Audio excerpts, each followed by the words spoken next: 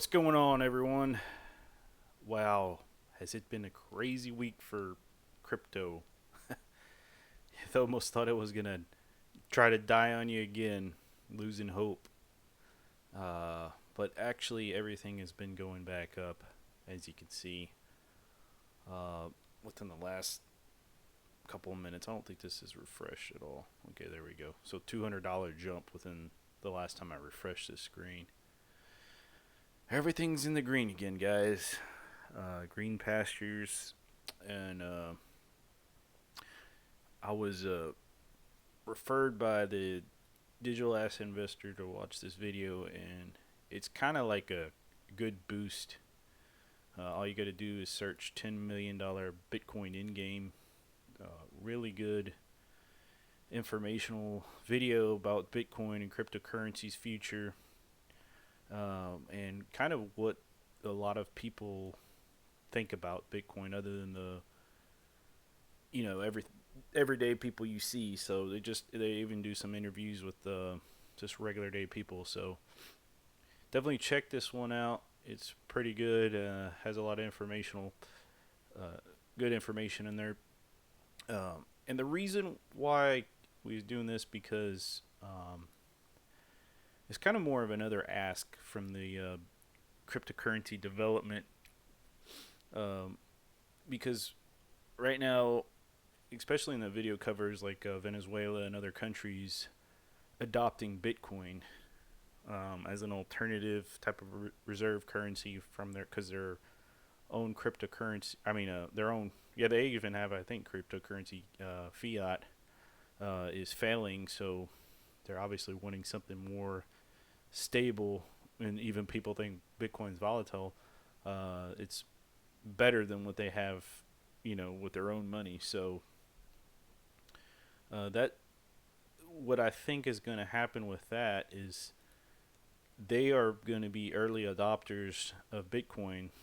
These failing countries, and which makes me think that America is going to be late to the game, since our currency could technically be the last fiat to crash, um, and that means we will be late to the game in obtaining stable Bitcoin or stable whatever other current cryptocurrencies out there that are going to be for the future.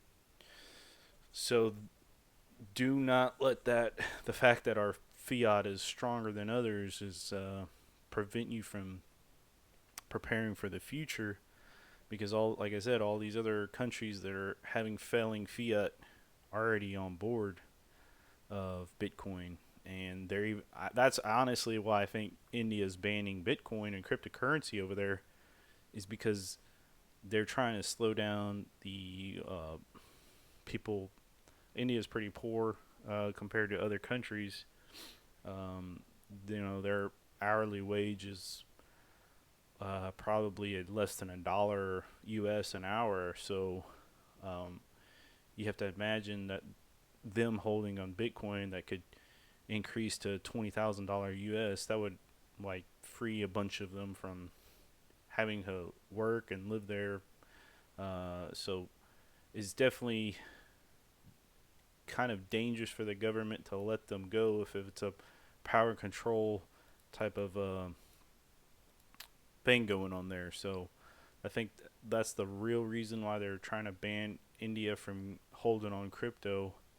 Because there's certain other countries, I guess, they want in place to take over the new kind of economy that's going to happen.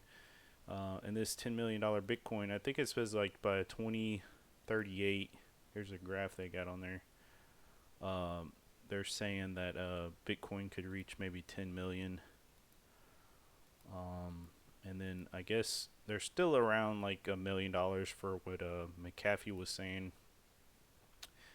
I think in between 2038 and 2020.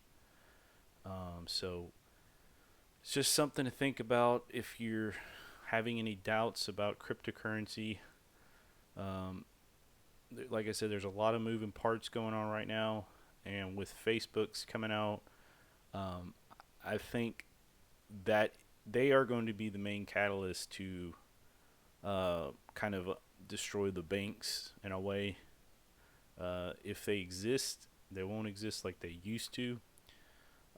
But the point of this, the real consequence of Bitcoin and cryptocurrency, imagine if all that does fail, okay?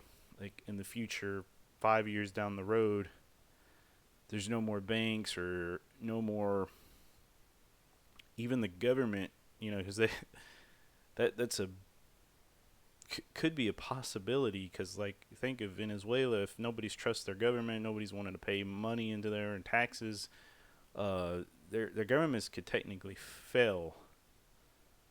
Uh, and then what? That's exactly why I made this, because we need to think about that future, even if it doesn't seem possible right now. And what we need is the developers and the cryptocurrencies to have some type of backup um, government. And I'm not trying to like this is not overthrowing the government or anything. No, I don't.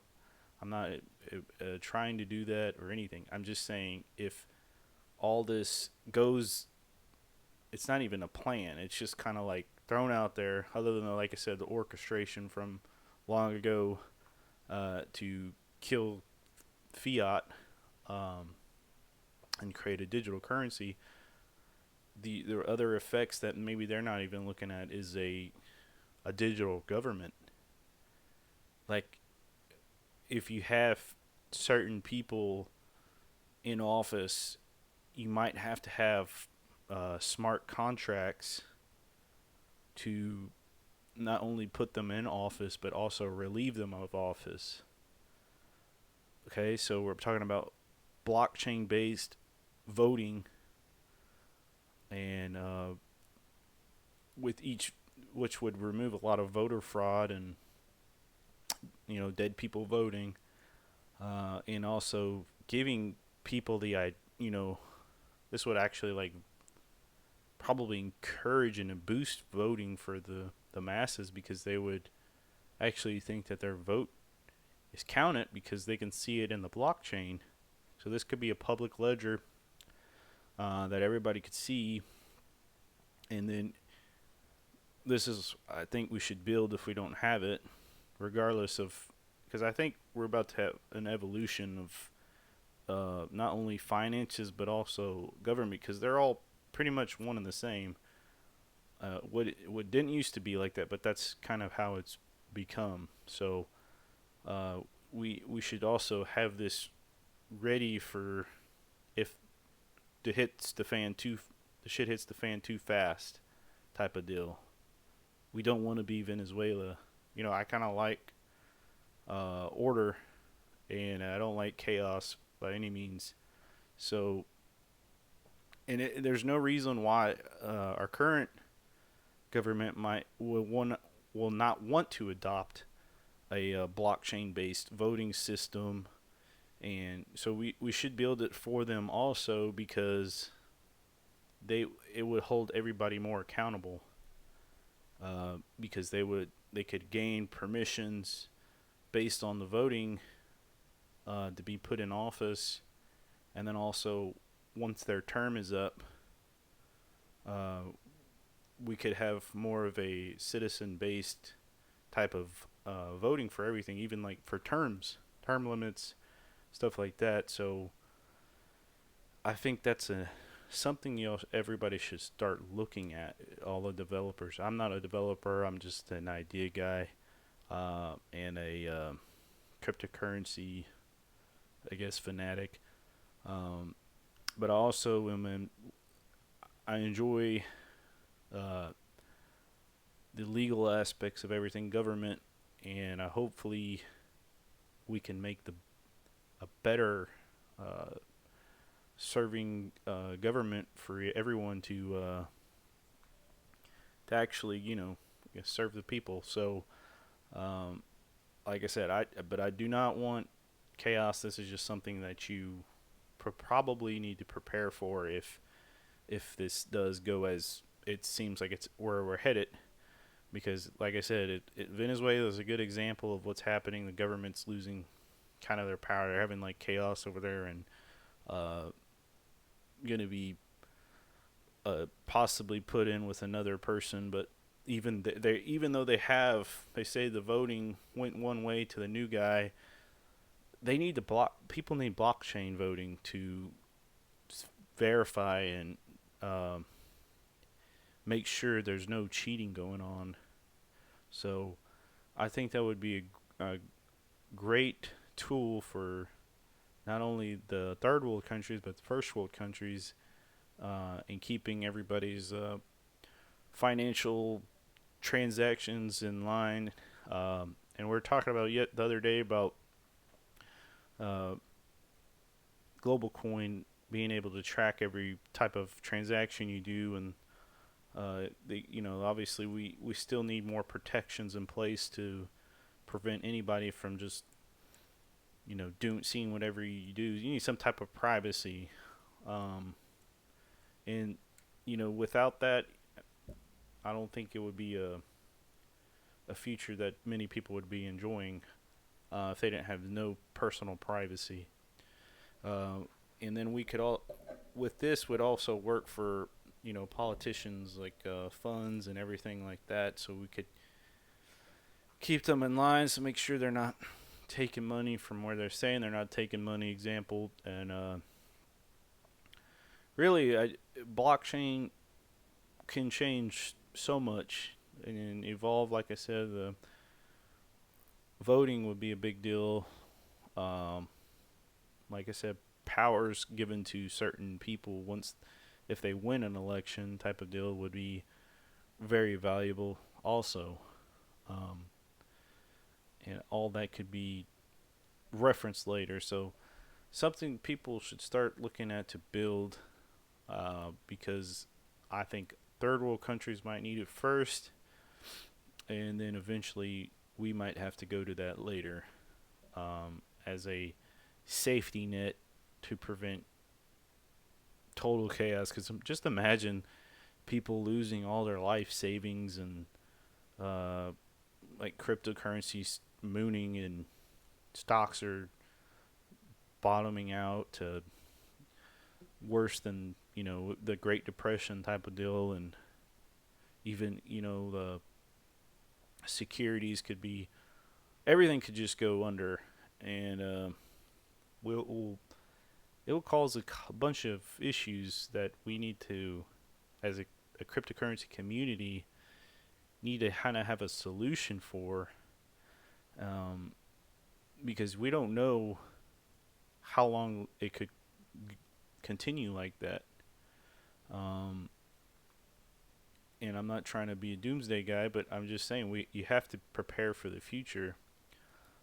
And I think that would be a logical next step in protecting our some sort of government, keeping that um, keeping some type of sanity in the world. If for some reason they just went hands off, or you couldn't go to the voting because there's some type of civil war or something going on, so you'd have to you could be obviously still be able to vote if everybody's got KYC AML on their phones. We didn't have to go to the voter booth or anything. You could do it from home, and that would also just keep some type of order going on, and uh, I think it would help, like I said, against the fraud and keep politicians in check with their money, and their voting record would be visible by everybody very easily. So I think somebody needs to step up and build that. Um, I don't know how to. I have decent coding skills, but nothing in the blockchain area. So, and it's also very difficult to find a team of blockchain developers when they're gobbled up by all these other huge or huge companies. So somebody do something with it, because I think it's a good idea to get prepared for the worst. Um, and if Bitcoin hits 10 million and stocks go to hell, then you might need something like that as a backup because, and I'm even talking to the federal government, y'all should invest in something like that because it will be better for everybody in the end. So, all right, that's all I wanted to say. Hopefully, somebody is on their way to creating something better and for our securing our future as a not as a more honest government and honest, keeping each other honest with the blockchain. And that's the whole point of it. All of this is keep making people honest and being able to hold people accountable for their actions and votes and making sure everything's legitimate. And that's whenever I say that people get upset about talking about regulation. Well, laws and rights also are supposed to protect the people, not just benefit one side. So don't get those things confused with when I use the word regulation, saying we just want to use that to keep certain party down or people down. It's just to actually make it a perfect level playing field where everybody knows the rules. The rules can't be cheated, and that would be the name of the game.